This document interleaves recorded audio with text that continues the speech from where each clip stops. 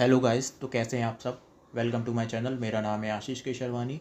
तो आज अपन बात करेंगे कि आईपीएस है ना एक ऑफिशियल नोटिस निकाला है इक्वी परसेंटाइल मेथड के ऊपर।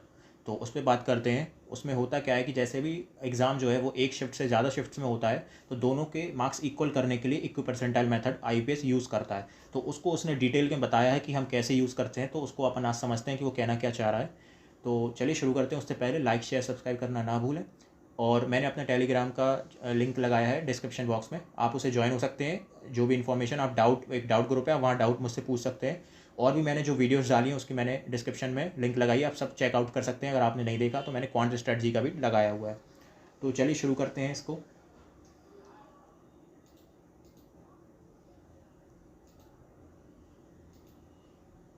ये फर्स्ट पेज है। देखो फर्स्ट पेज में उसने क्या दिया, इंट्रोडक्शन दिया है और डेफिनेशन पर्पस बताया, मतलब उसका मोटिव क्या होता है ये सब उसने बताया है कि मैं ये क्यों करता हूँ, क्यों, क्योंकि ये ज़्यादा शिफ्ट में होता है तो किसी के साथ अनफेयर ना हो, तो इसलिए ये किया जाता है। तो चलिए सेकंड पेज में चलते हैं जहाँ उसने एग्जाम्पल के साथ अपन को समझाया हुआ है। ठीक है, ये उसने एग्जाम्पल दे के बताया कि हाउ स्कोर चेंजेस आफ्टर इक्विटिंग। तो एक रॉ स्कोर ए दिया है और इक्वेटेड स्कोर बी दिया है। तो समझते हैं कि इसका मतलब क्या है। देखो इसका मतलब ये है कि जैसे एक ए शिफ्ट है और एक बी शिफ्ट है। ए शिफ्ट में किसी बच्चे ने 40 मार्क्स लाए तो उसकी परसेंटाइल जो है वो 70th बनी। तो यहीं पे बी शिफ्ट में किसी ने 42 मार्क्स लाए तो उसके परसेंटाइल भी 70th है। ये दोनों क्या है, सेम लेवल पे है, क्योंकि दोनों की परसेंटाइल सेम बन रही, सेम मतलब उनकी शिफ्ट में। तो दोनों की जब सेम लेवल है तो दोनों को मार्क्स भी सेम होने चाहिए। तो इसके क्या करेगा, या तो 2 मार्क्स बढ़ा देगा, या तो इसके 2 कम कर देगा, या इसका 1 कम करके इसका 1 बढ़ा देगा, मतलब दोनों को इक्वल पे ले आएगा। बात ये है।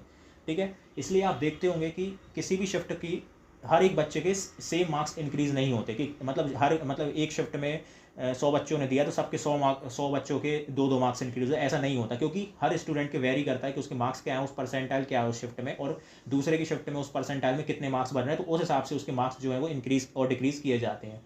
तो इसलिए ऐसा होता है। ऐसे ही उसने सेकंड एग्जांपल में बताया है कि जैसे 50th मार्क्स में 85th परसेंटाइल है और यहाँ पे 51 मार्क्स में है, तो इनके दोनों के इक्वल कर दिए जाएंगे।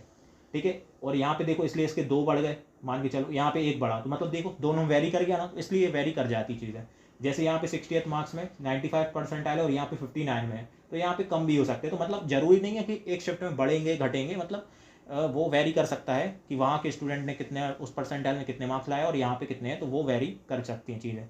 तो आई होप आप सबको समझ में आया हो कि मैं ये नोटिस जो है वो क्या कहना चाह रहा है। तो ये उसका फॉर्मूला होता है, ये उसने बताया है। और ये अपने फ्रेंड्स के साथ आप शेयर कीजिएगा, जिसको भी अगर ये समझ में मतलब परेशानी हो रही है तो उसको ये ईजिली समझ में आ जाएगा। तो इस वीडियो में यही था, और लाइक शेयर सब्सक्राइब करना ना भूलें। तो फिर मिलते हैं। थैंक यू गाइज, मिलते हैं नेक्स्ट वीडियो में।